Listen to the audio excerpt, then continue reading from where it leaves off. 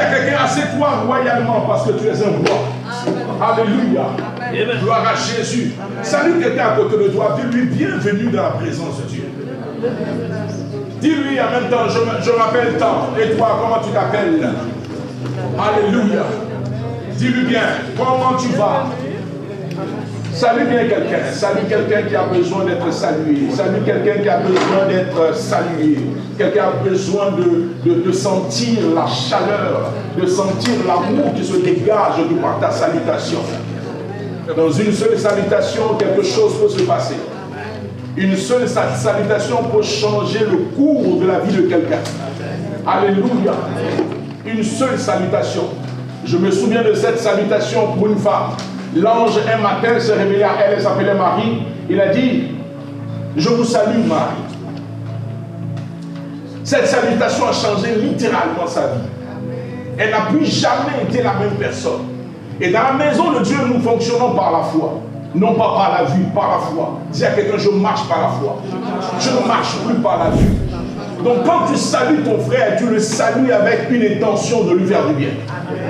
Tu le salues avec une intention de voir la main de Dieu se manifester dans sa vie. Tu le salues de sorte à ce que sa vie soit littéralement changée. Tu as le pouvoir en toi de changer radicalement les choses. Est-ce que tu le sais? La Bible dit que à ceux qui l'ont connu, à ceux qui l'ont reçu, à ceux qui ont cru en son nom, elle leur a donné le pouvoir de devenir enfants de Dieu, lesquels sont nés non pas de la chair, mais du sang, de la volonté de Dieu. C'est pour cela que je veux te dire que tu as le pouvoir en toi. De par ta salutation, tu peux changer sa vie. Dis à quelqu'un, est-ce que ta vie va changer par ma salutation? Maintenant que tu as la notion du fait que tu as le pouvoir en toi, resalue la personne. Resalue la personne avec une pensée de bien-être. Resalue la personne bien. Salue-le bien. Alléluia. Gloire à Jésus. Gloire à Jésus. Amen. Le Seigneur m'avait inspiré de prêcher ce soir sur la loyauté. Et à la dernière minute, le Saint-Esprit a changé la chose. Il est formidable, cet esprit. I love it. Alléluia. Ce soir, je prêcherai la prochaine fois sur la loyauté, mais ce soir, selon ce que le Seigneur m'a mis sur le cœur, je parle du vieil homme qui doit mourir. Amen. Le vieil homme doit mourir. Amen. Dis à quelqu'un, le vieil homme doit mourir. Alors quand je parle du vieil homme, je ne parle pas de ton grand-père, ni de ton arrière-grand-père. Dans le village de qui on dit qu'il est le sorcier du village. Celui qui a mangé pratiquement tous les nouveau-nés. Si je ne parle pas de ce grand-père qui a fait tellement de catastrophes à cause de la sorcellerie, ce n'est pas de ce grand-père-là que je parle. Je ne parle pas non plus de ton arrière-grand-père, mais je parle du vieil homme qui est en toi. Je parle de toi avant. Je parle de ta nature ancienne. Je parle de la personne que tu étais avant de connaître Jésus. Alléluia. Le vieil homme doit mourir. Prends ta Bible avec moi dans le livre de Galates 2. Galates 2, le verset 20. Galates 2, le verset 20. Galates 2, le verset 20. Je lis la parole de Dieu. Si tu as trouvé le passage, tu peux te tenir debout pour qu'ensemble nous puissions honorer la parole de Dieu par la lecture. Je lis. La Bible dit, et tu connais déjà ce verset, j'ai été crucifié avec Christ. Et si je vis, ce n'est plus moi qui vis, c'est Christ qui vit en moi. Si je vis maintenant dans la chair, je vis dans la foi au Fils de Dieu qui m'a aimé, qui s'est livré lui-même pour moi. Maintenant que nous avons fini de lire, je veux que tu lises avec moi. Comme une forme de déclaration. Je vais compter à 3 et nous allons lire ensemble. 1, 2 et 3. J'ai été crucifié avec Christ. Et si je vis, ce n'est plus moi qui vis, c'est Christ qui vit en moi. Si je vis maintenant dans la chair, je vis dans la foi au Fils de Dieu qui m'a aimé et qui s'est livré lui-même pour moi. Alléluia. Quelle belle déclaration que tu viens de faire. Assieds-toi dans sa présence au nom de Jésus. Alléluia. Écoutez-moi très bien. J'ai généralement l'habitude de dire que l'écoute et la compréhension sont différentes. quelqu'un peut t'écouter et ne pas te comprendre. Tant que tu n'as pas compris réellement ce que je suis en train de dire, tu ne pourras pas posséder ce que Dieu veut que tu possèdes. Donc ce soir, ouvre bien ton oreille et écoute ce que je te dirai. La Bible commence toujours par l'écoute. Quand Dieu se révèle à Israël, il dit à Israël, écoute Israël. L'écoute est importante. Mais dans l'écoute, Dieu voudrait que tu puisses comprendre ce qu'il veut te partager. Quelqu'un me suit? Amen. Généralement, dans la maison de Dieu, tous ceux qui sont venus à Christ, généralement, je dis, viennent toujours avec une certaine notion, une certaine pensée qu'on leur a véhiculée dans le monde, ou qu'ils ont entendu dire que dans le monde, tel est venu à Christ, et on a vu la gloire de Dieu se manifester dans la vie de cette personne. On voit cette personne resplendir de gloire. On voit cette personne dégager quelque chose. Donc la personne vient à Christ avec une intention de vivre le bonheur. La personne vient à Christ parce qu'elle veut voir Dieu manifester sa grâce et sa gloire dans sa vie. Mais lorsque la personne arrive, elle est confrontée à d'autres choses qui ne sont pas ce qu'elle avait toujours pensé. Ce qu'elle avait vu des autres, c'est parce qu'elle voit dans l'église. Elle se retrouve dans l'église avec une certaine complication qu'elle est en train de vivre au quotidien. Beaucoup sont venus parce qu'ils voulaient la bénédiction de Christ. Beaucoup sont venus parce qu'ils voulaient voir le bonheur que dit la parole de Dieu. Car la Bible dit, les projets que j'ai pour vous sont des projets de paix et de bonheur. N'est-ce pas? Chacun nous voulons le bonheur. Mais quand nous arrivons, nous ne voyons pas le bonheur, nous voyons autre chose. Beaucoup viennent à la présence de Dieu parce qu'ils ont souhaité voir la grâce de Dieu se manifester dans leur vie. Quelqu'un me suit? Amen. Quelqu'un me suit? Amen. Mais pour recevoir la bénédiction de Dieu, il te faut au préalable connaître les principes de Dieu, les appliquer et voir la gloire de Dieu se manifester. C'est là que nous nous retrouvons avec beaucoup de difficultés. Comment recevoir l'instruction?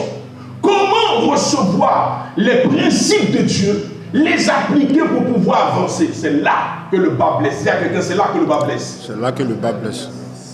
Mes amis, le christianisme ne consiste pas simplement à améliorer notre ancienne vie. Il consiste à recevoir une nouvelle vie. La vie de Christ. Est-ce que tu sais que le jour où tu as fait cette belle déclaration, quand tu as dit, Seigneur Jésus, je t'appartiens, je t'accepte aujourd'hui comme Seigneur et Sauveur personnel, ta vie ne t'appartient plus. Est-ce que tu le sais? Le jour où tu as fait cette déclaration, ta vie venait de changer littéralement. Maintenant, ce que tu n'as pas compris lorsque tu as dit cette déclaration, tu es resté fixé sur ton ancienne nature. J'ai été crucifié avec Christ. On ne peut pas parler de crucifixion sans mort. Beaucoup veulent être crucifiés sans mourir. Comment veux-tu être crucifié sans passer par la mort? Quand dans la maison de Dieu, ton corps commence à réagir, c'est la preuve que tu n'es pas mort. Parce qu'un cadavre ne peut pas réagir face à tout ce qu'on lui fera. Quelqu'un tombe tout de suite, il meurt. Vous le piétinez, vous le shootez, il ne réagira jamais. Pourquoi? Parce qu'il est mort. La mort, c'est la cessation de la vie. Il n'y a plus de vie constatée en toi. Il n'y a plus de vie. Mais comment ça se fait que toi tu dis, tu es ressuscité ou tu es mort avec Christ, mais en même temps que tu es mort avec lui, tu continues de vivre dans la chair comme quand tu ne connaissais pas Christ? Amen. Comment tu peux me l'expliquer? Comment tu peux m'expliquer que toi, avant de connaître Christ, tu étais colérique? Mais tu continues d'être colérique dans la maison de Dieu, dans ta nouvelle vie. Comment tu peux m'expliquer que ton ancienne vie, tu étais bagarreur, mais tu continues encore de te bagarrer dans la rue? Quand quelqu'un t'a fait une queue de poisson, tu veux te battre.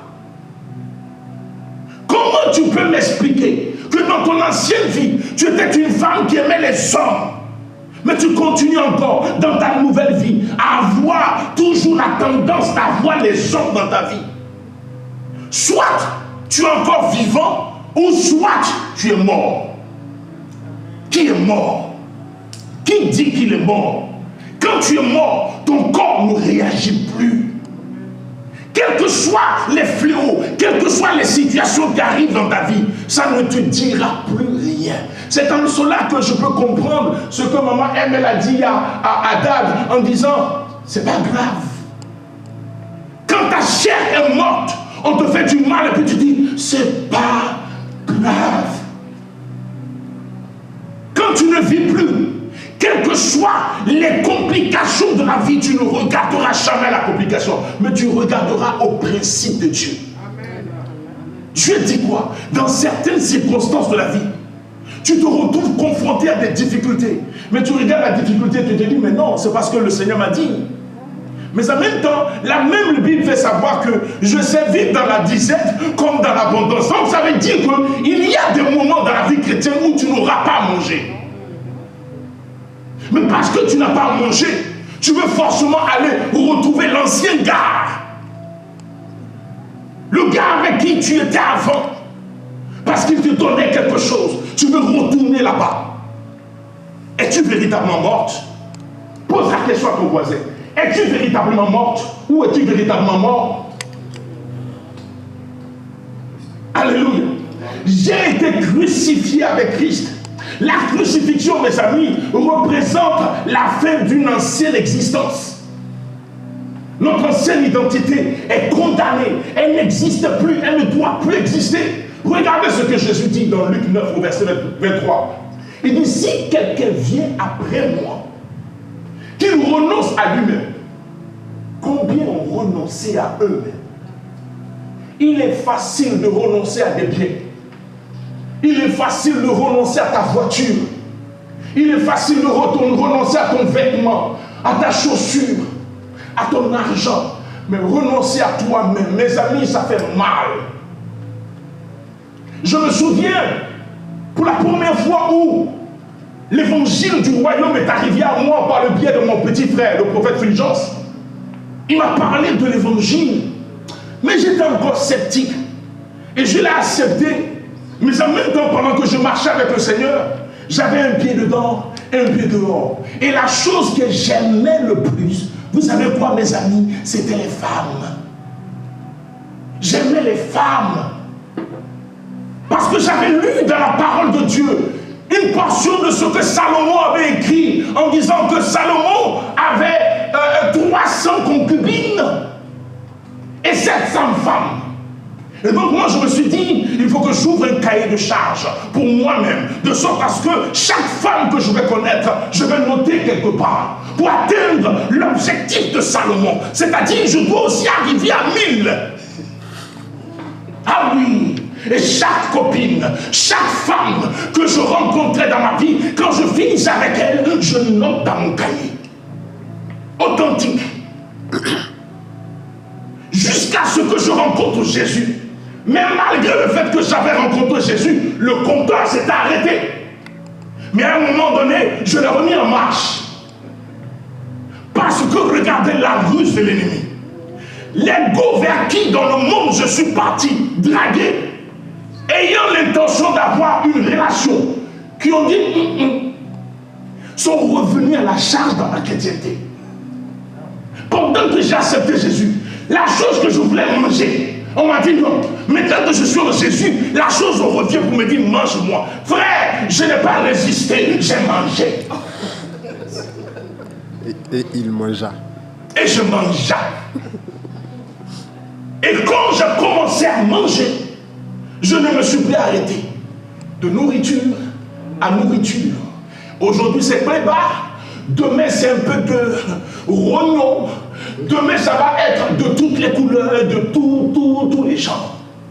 Jusqu'à ce que mon petit frère ait une révélation me disant, écoute, Dieu dit, si tu n'arrêtes pas, tu mourras. Frère, il n'y a rien qui est frais comme la mort. Quand un homme entend la mort, sa vie commence à basculer. Parce que nous tous, nous voulons vivre.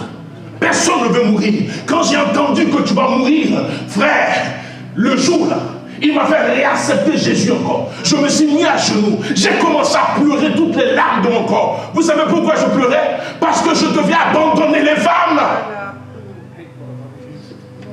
Parce que ce qui me coûtait le plus cher, je devais abandonner.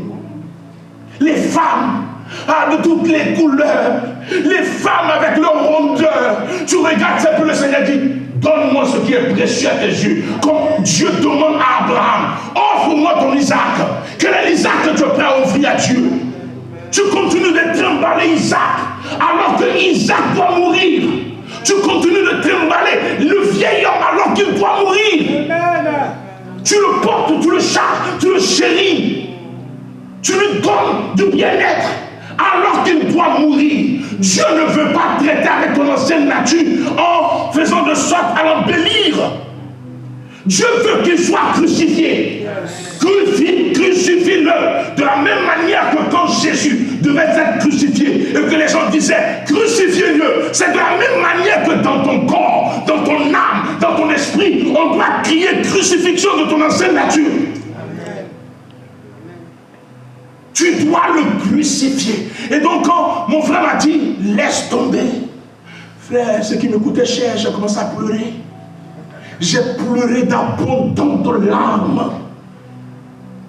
Tu t'imagines ce qui te coûte cher? On te dit abandonne. Je commence à pleurer toutes les larmes de mon corps. Je me suis relevé là. Une nouvelle vie avait commencé pour moi. J'avais décidé de tourner le dos. Mais regardez, le diable est malin et il est subtil. Malgré le fait que j'avais pris l'engagement, plus tard, même étant devenu pasteur, le diable va m'avoir encore par les femmes. Jusqu'à ce qu'un jour je comprenne la logique du royaume de Dieu. C'est dans cela que je peux dire jusqu'aujourd'hui, quand Jésus disait, qui de vous me poussera à pécher? C'est comme ça que j'ai compris en même temps que mon taux de péché sexuel avait expiré. Je sais que si je m'amuse maintenant, le diable me finit. Je le sais. Donc aucune femme, aussi belle qu'elle puisse être, aussi élégante qu'elle puisse être, ne pourra m'influencer dans quoi que ce soit. Amen. Parce que ma décision, elle a été prise depuis. C'est comme ça que tu dois prendre la décision aujourd'hui de décider de sacrifier ton ancien toi. Parce que ton ancien toi ne peut plus continuer de vivre avec toi. Il est mort, il doit être enterré. Tu ne peux pas prendre ce cadavre-là et puis toujours en train de pleurer sur son sort. Il est mort. Oui, fais ton deuil. Amen. Fais le deuil de ce vieil homme. Fais le deuil et passe à autre chose. Arrête de le chérir. Arrête de le cajoler. Ta vie n'est pas celle-là que tu penses. Ta vie, c'est la nouvelle vie que Christ t'a donné d'avoir. Si je vis, ce n'est plus moi qui vis, mais c'est qui vit en moi? Alors comment Christ vit en toi? Et pendant que Christ vit en toi, il y a des occasions où il veut révéler sa gloire, toi tu dis non. Tu m'écoutes? Amen. Tu m'écoutes? Amen. Je te choque ou pas? Non, un peu. Si quelqu'un veut venir à moi, qu'il renonce à lui-même, qu'il se charge chaque jour de sa croix. Chaque jour, tu dois te charger de ta croix. Chaque jour, tu dois travailler sur l'orgueil en toi.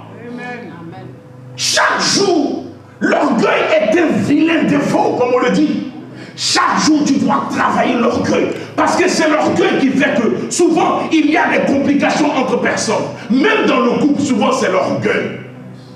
C'est l'orgueil qui fait que monsieur ne veut pas demander pardon ou madame ne veut pas demander pardon. C'est l'orgueil. Alors que le vieil homme est mort. Dis à quelqu'un pardon. Pardon. Dis-le encore pardon. Pardon. Ça t'a enlevé quelque chose? Rien. Ça a changé ton nom? Non. Ça t'a transformé? Non. Alors pourquoi tu as des problèmes pour dire pardon? Pourquoi? Les choses doivent changer dans ta vie. Amen. Il y a des choses que Dieu attend de toi, que depuis tu n'as pas encore compris. Regarde, depuis longtemps tu devais avancer. Il y a certains niveaux que tu devais atteindre, mais tu ne les as pas atteints. C'est pourquoi? Parce que tu trimballes l'homme ancien. Imagine quelqu'un qui a une charge lourde, avec une corde. Son poids, sa taille, n'est pas proportionnel à la charge. Il tire avec beaucoup de difficultés. Il tire avec beaucoup de difficultés. Alors qu'il y a une promesse qui lui a été dite. Vous qui êtes fatigués et chargés. Il a dit quoi? Venez à moi. Toi tu es venu avec ton fardeau, mais tu n'es pas prêt à déposer. Le fardeau est sur toi. Jésus dit, dépose-le. Tu dis, oh non Seigneur, je ne peux pas t'importuner pour ça. Alors qu'il dit, mon joug est léger. Il veut t'apporter du repos, mais toi-même tu ne veux pas. Jésus veut t'apporter du repos.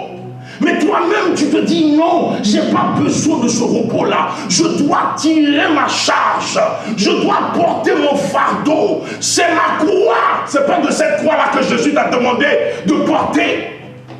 La croix de tous les jours, c'est le fait que quelqu'un t'a fait du mal. Tu dis, pardon, c'est ta croix. La croix de tous les jours, c'est de crucifier ton orgueil. La croix de tous les jours, c'est la colère que tu laisses. Quelqu'un tu fais du mal, et puis tu regardes, tu dis, ce n'est pas... Dis ça bien. Ce n'est pas grave. Aimer souvent les hommes, c'est compliqué. Nous les hommes, on est compliqués. Je suis tombé sur un passage de Salomon qui disait, Dieu a fait toutes choses simples, mais c'est les hommes qui ont tout compliqué. Dieu aime la simplicité. La preuve, Jésus quand il apparaît, il n'apparaît pas avec une certaine complexité. Non, il vient comme un simple homme.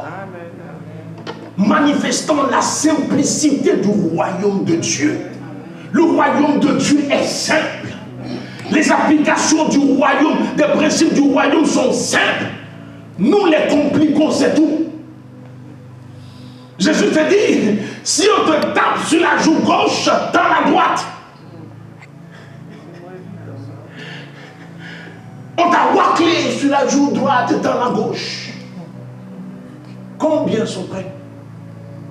À des moments, il est préférable même, quand on t'a tapé sur la joue gauche, que tu n'as pas envie de réagir. Tourne le dos et pars. Ça ne t'enlève rien du tout. Notre Père nous a expliqué que l'homme le plus fort de l'humanité, du monde entier, Jésus, se retrouve en train de recevoir des coups et il ne réagit pas. Chez nous les humains, c'est une faiblesse que de recevoir des coups sans réagir, alors que tu connais tes capacités. Tu sais que la personne qui est en train de te taper là, si tu lui donnes un seul coup, KO.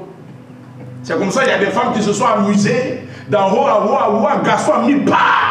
Game over. Game over. Vous comprenez? Il était fort, mais il a permis qu'on le crucifie. Ça veut dire quoi? Dieu voudrait que tu puisses laisser ta force, qu'on puisse te malmener sans réagir. C'est pas dans tout tu dois te battre. Le combat en tant qu'enfant de Dieu, ce n'est pas un combat charnel. C'est un combat hautement spirituel. Les choses que vous pouvez voir de façon simple, il y a un autre côté spirituel qui est très dangereux. Très, très dangereux. Quand quelqu'un commence à avoir une certaine notion de la vie, dans les choses de Dieu, vous allez le voir toujours avec une certaine... Il est calme. Quand les gens sont agités, ils ne sont pas encore arrivés à un certain niveau.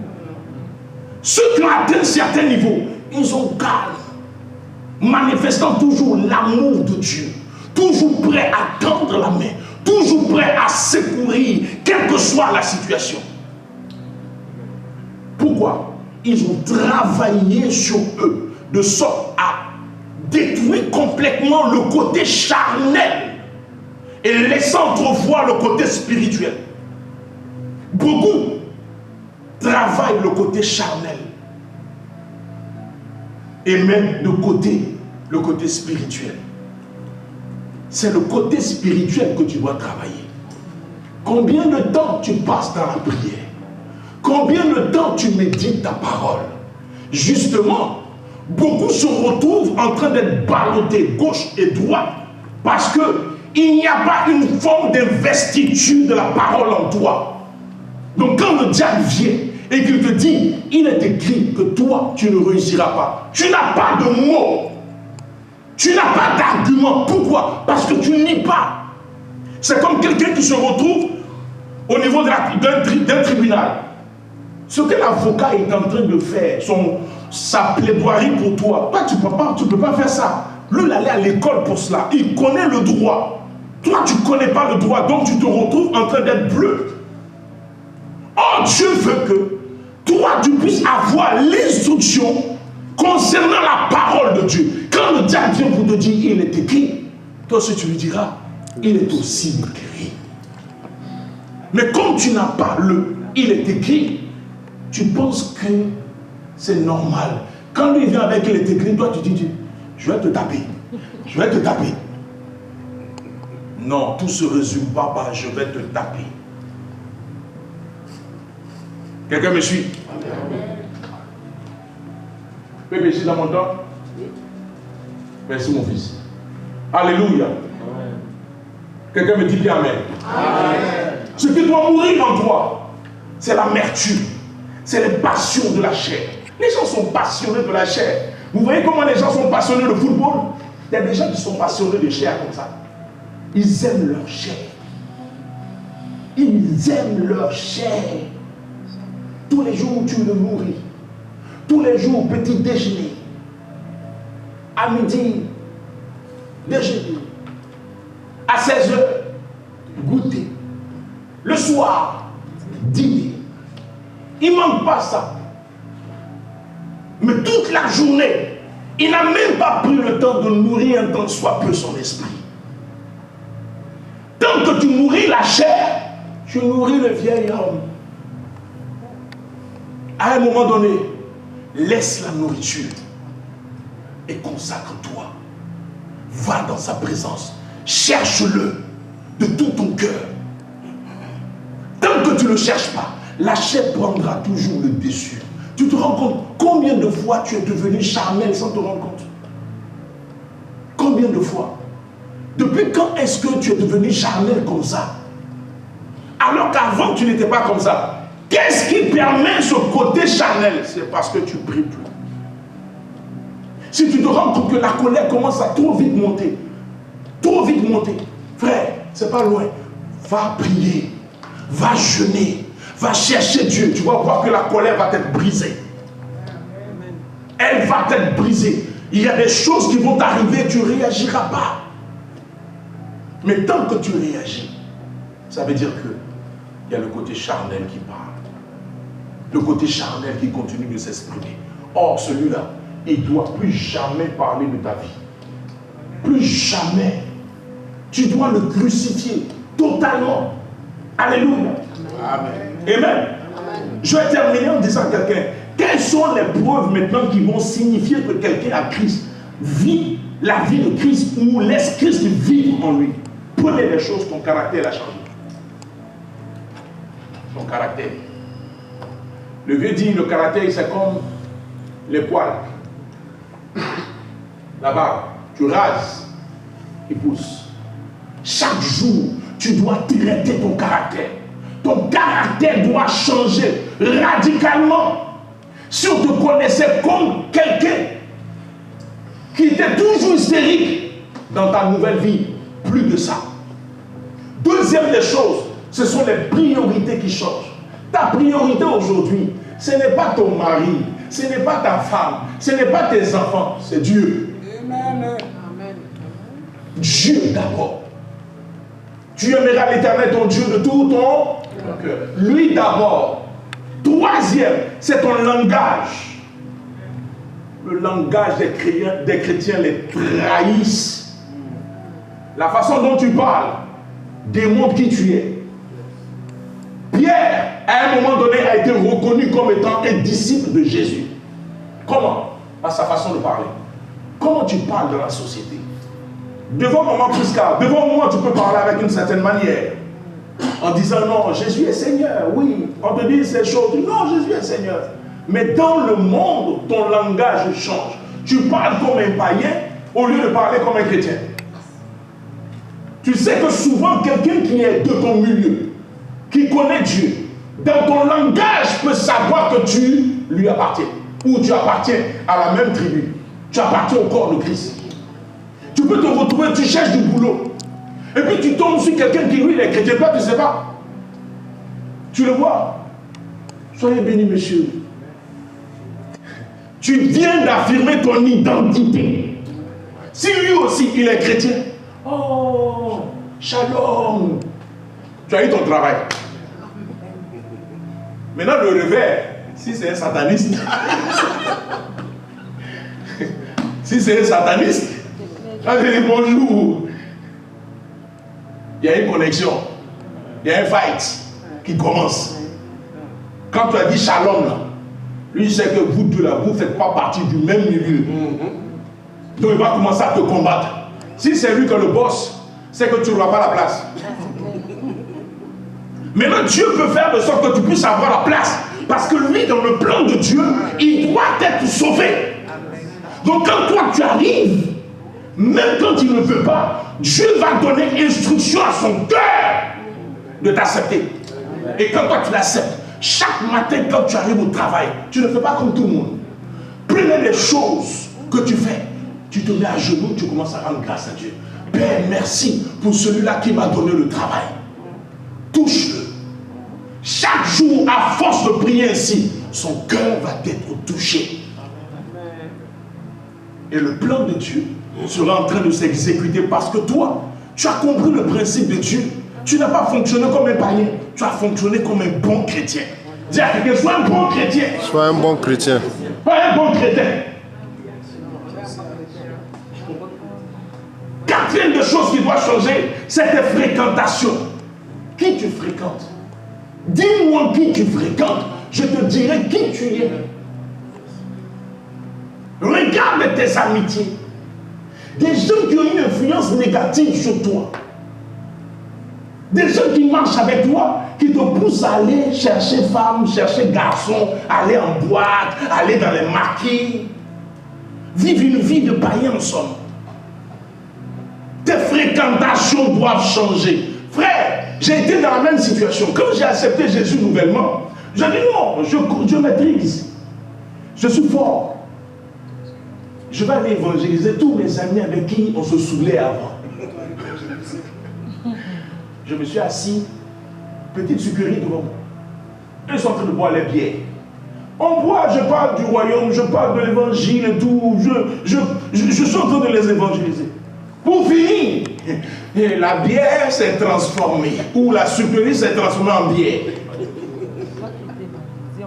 Ils m'ont évangélisé. Non, ils m'ont mondialisé. Pourquoi? Je n'étais pas encore prêt. Quelles sont les fréquentations que tu as? Tu as des gens qui sont bizarres dans ton entourage. Et jamais on ne sait que toi tu es chrétien. Tu as honte même de parler de Jésus dans ton entourage. Tes amis de classe, tes amis du boulot ne savent même pas que tu es chrétien. Tu as honte. Pourtant, regarde dans ton travail. Un musulman, il ne se cache pas. Il prend sa nappe, il jette, il prie. Il s'en fout de toi. Pense ce que tu veux. Dis ce que tu veux. Lui, son Dieu. Mais toi, tu as honte de ton Dieu. Tu as honte de Jésus. Tes fréquentations doivent changer. Change tes fréquentations. Amen. Amen. Cinquième, ton amour pour Dieu doit grandir. À quel niveau est ton amour pour Dieu? À quel niveau? Tu dis tu aimes Dieu? Montre-le-moi. Comment tu aimes Dieu? Comment tu aimes Dieu que tu ne vois pas, que tu n'as jamais vu, et tu détestes ton frère qui est à côté de toi? Comment tu aimes Dieu? La meilleure manière de me prouver que tu aimes Dieu, c'est d'aimer ton semblable. Si tu sais aimer ton prochain, c'est la preuve que tu aimes Dieu. Parce que chaque personne ici, nous tous ici, on a reçu le Saint-Esprit de Dieu en nous. N'est-ce pas? Donc il y a une portion de Dieu en nous. Donc quand je t'aime, j'aime Dieu. Donc ton amour pour Dieu doit grandir. À la fois quand ton amour pour Dieu grandit, ton amour pour ton prochain grandit aussi. Si toi tu dis j'aime Dieu, mais ton amour pour les autres ne grandit pas, il y a un problème. Tu dois aimer, comme je disais le dimanche passé, aimer jusqu'à aimer tes ennemis. Ah, c'est fort pour les chrétiens. Aimer ton ennemi, c'est difficile alors que tu dois l'aimer. Tu aimeras ton prochain et tu haïras ton ennemi. Ça, c'était la loi. Mais Jésus dit, tu aimeras ton prochain comme toi-même. Et tu aimeras aussi ton ennemi. Les choses ont changé, mes amis. Sixième, tu dois rechercher la gloire de Dieu avant ta gloire. Nous cherchons la gloire des hommes. Mais nous laissons la gloire de Dieu. Tout ce que tu dois faire doit refléter la gloire de Dieu. Amen. Tout ce que tu dois entreprendre doit refléter la gloire de Dieu, non pas ta gloire. Septième, tu dois demeurer fidèle, même dans les épreuves. Les vrais amis, on les reconnaît quand on est dans les problèmes. C'est de la même manière que quand Dieu permet qu'il y ait une difficulté, il veut savoir si tu vas tenir. Les gens dans les difficultés ne peuvent plus tenir. Ils t'aiment quand tout va bien. Mais le jour où tu commences à rencontrer des difficultés, ils ne t'aiment plus.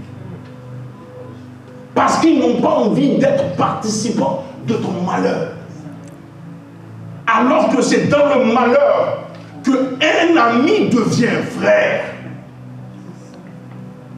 Je suis dans le malheur et c'est là que tu trouves le plaisir de m'abandonner. Quand quelqu'un se retrouve dans le malheur, c'est là qu'on reconnaîtra si tu es véritablement un frère ou pas. Mais quand les difficultés arrivent, les chrétiens abandonnent. Abandon total. Tu ne le vois plus. Il a pris ses deux jambes, il a taillé. Petite difficulté, ça se plaint, ça pleure. Oh, l'église l'a même trop. L'église a trop. Non, laissez. C'est dans la difficulté que je vois qui tu es. C'est dans les problèmes que je veux voir qui tu es. Si dans les problèmes, tu tiens encore. Écoutez, dans les faibles choses, Dieu regarde comment tu gères.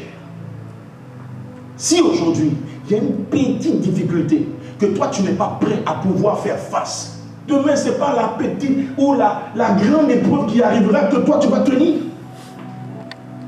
L'épreuve qui est là, elle est petite comme ça. Pas dire non, ça là, quoi? On va te prendre mes deux pieds à bout d'escampette. À ciao. Et demain, quand les choses seront compliquées, écoutez mes amis, la vie chrétienne, ce n'est pas pour les faibles. Je le dis tous les jours. Parce que si tu n'es pas préparé mentalement, tu vas abandonner chaque jour. Comme Pierre a abandonné quand Jésus s'est retrouvé en train d'être saisi. Pourtant, il était avec lui tous les jours. Mais quand le temps de l'épreuve est arrivé, Pierre a vite fait abandonner. Pourtant, il avait été prévenu. 3 fois, tu me régneras. Et il a régné 3 fois. Dans la difficulté, Dieu veut voir ton endurance. Dans la difficulté, Dieu veut voir ta persévérance. Ce n'est pas quand c'est Dieu que tu pars. C'est quand c'est Dieu que ça reste. que tu restes plutôt. C'est là qu'on voit que véritablement tu es accroché à Dieu. Comme dit l'apôtre Paul. Dans la disette comme dans... comment il dit ça? Dans l'abondance. Donc il y a eu des moments où lui-même, l'apôtre Paul, a connu des moments de faiblesse. Des moments où il ne mangeait pas. Où il n'abandonnait pas pour autant. Tu comprends? Ce n'est pas tous les jours dans ta foi chrétienne où tout sera rose. Même quand on te donne une rose, sur la rose, il y a des épines. Mais Dieu, ce qu'il veut de toi, c'est que tu sois comme le processus de la larve qui devient un beau papillon. Tu vois la chenille qui devient après le papillon. C'est une transformation que tu dois observer. Il passe d'une étape où la chenille passe à une étape, à une autre étape. Ton ancienne vie pour ta nouvelle vie. La gloire, Dieu te l'a déjà réservée. Les promesses de Dieu sont déjà là pour toi. Mais comment tu les possèdes? C'est en passant d'une vie ancienne à une vie nouvelle. La vie de Christ, c'est celle-là que tu dois vivre. Chaque jour dans ta vie, sans abandonner. Quelqu'un me suit? Amen. Je veux terminer en disant à quelqu'un. Tu dois faire des efforts sur toi à abandonner totalement tout ce qui est de ton passé. Amen. Dis à ton voisin, ton passé est dépassé. Ton passé est dépassé. À partir d'aujourd'hui, tu regardes devant. On va se tenir debout. On va prier. On va prier pour que le Seigneur nous aide à passer à un autre niveau. Là où nous avons été retenus par la chair. Que le Seigneur nous fasse avancer encore. Que le Seigneur nous fasse aller de l'avant. Que nous ne restons pas fixés sur le côté de notre ancienne vie. Et là, ta voix, prie avec moi au nom de Jésus. Prie. Là où tu sais que tu as des complications à avancer. Prie pour que le Seigneur t'aide. Là où toi-même tu sais que tu as des difficultés à évoluer. Prie pour que le Seigneur t'aide. Là où tu sais qu'il y a vraiment beaucoup de difficultés pour toi. Commence à prier. Commence à prier que le Seigneur t'aide. Commence à prier que le Seigneur t'aide. Commence à prier qu'il t'aide.